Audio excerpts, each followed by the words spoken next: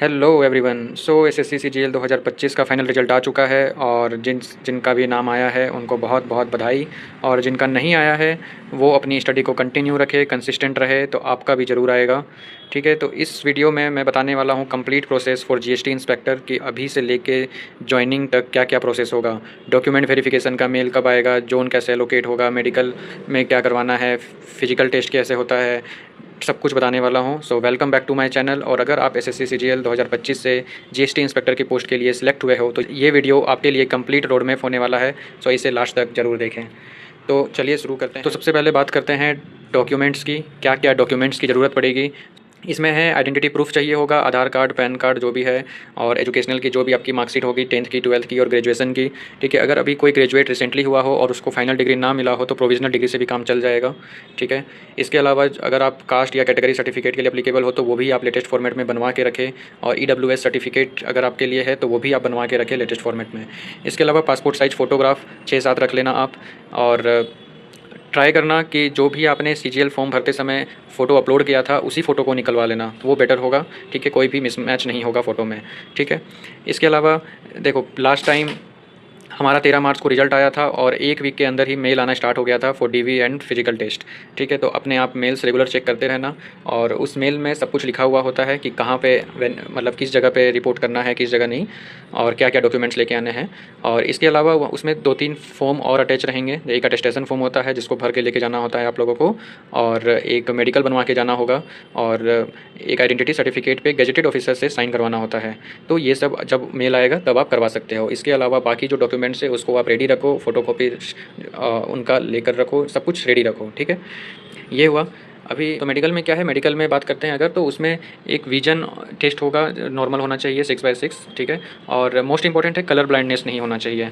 ठीक है, और जब जो मेडिकल का परफॉर्मा आता है उसमें मेंशन भी होता है कि कलर ब्लाइंडनेस है या नहीं स्पेसिफिकली, क्योंकि ये अगर होगा तो ये आप डिस्क्वालीफाई भी हो सकते हो।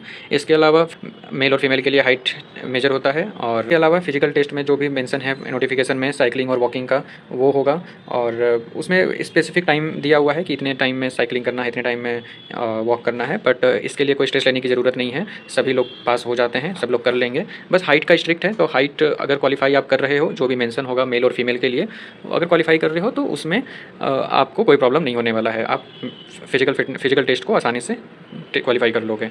ठीक है, तो जहाँ पे बुलाया गया था वहाँ पे, जहाँ पे बुलाया जाएगा वहाँ पे फिजिकल टेस्ट होगा आपका, और फिर डीवी होगा। ठीक है, और मोस्ट प्रोबेबली जो भी आपने एसएससी के पोर्टल पे एड्रेस डाला हुआ होगा उसी जगह पर, उसी जगह के हेडक्वार्टर में बुलाया जाएगा।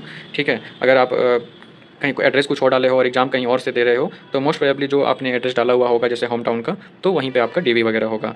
ठीक है, तो डीवी में होगा, डीवी में सारे डॉक्यूमेंट्स आपको लेके जाने हैं जो भी बताया गया है उसमें, और डीवी वगैरह होने के बाद फिर आपके सारे डॉक्यूमेंट्स को, सारे डोजियर को भेज दिया जाता है सीबीएसई के पास।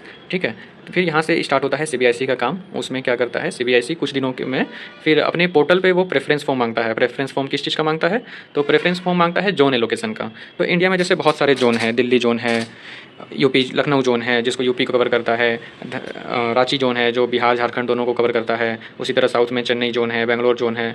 ठीक है, तो जोन के लिए प्रेफरेंस मांगा जाता है। जोन कैसे एलोकेट होता है, तो ये एलोकेट होता है आपके रैंक के हिसाब से, आपकी कैटेगरी क्या है और उस जोन में वैकेंसी कैसी है, वैकेंसी कितनी है, तो ये सब चीज़ों को देखते हुए जोन एलोकेट होता है। तो जोन जब आप प्रेफरेंस फिल करोगे तो बहुत ही सोच समझ कर फिल करना। ठीक है, क्या आपको पहले कहाँ आप जाना पहले चाहते हैं उसके हिसाब से डिसेंडिंग ऑर्डर में आप डालना।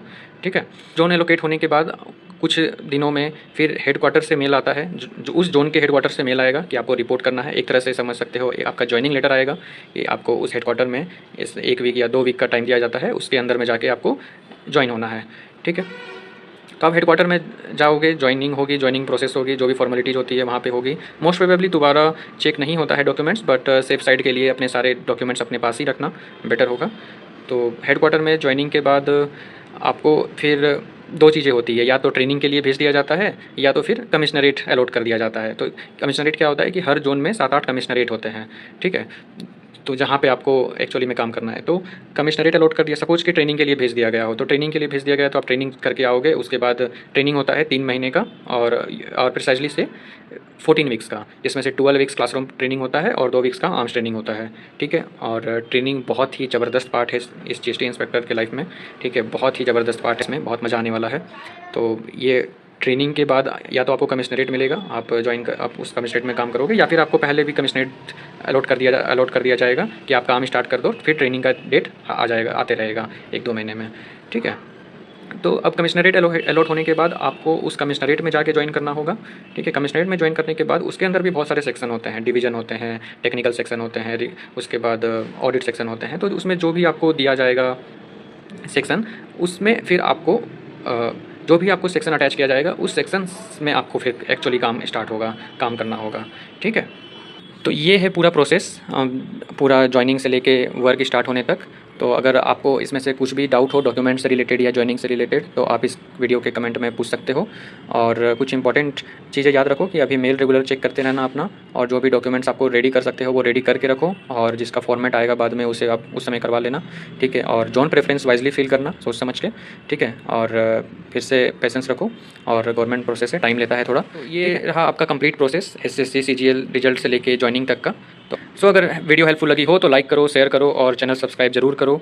और मैंने अपने चैनल पे एक शॉर्ट्स का प्लेलिस्ट बनाया हुआ है मैथ्स का, जो क्विक रिवीजन के लिए बहुत ही हेल्पफुल होगा, सो आप उसे ज़रूर देख सकते हो, ठीक है। फिर मिलते हैं नेक्स्ट वीडियो में, तब तक के लिए जय हिंद।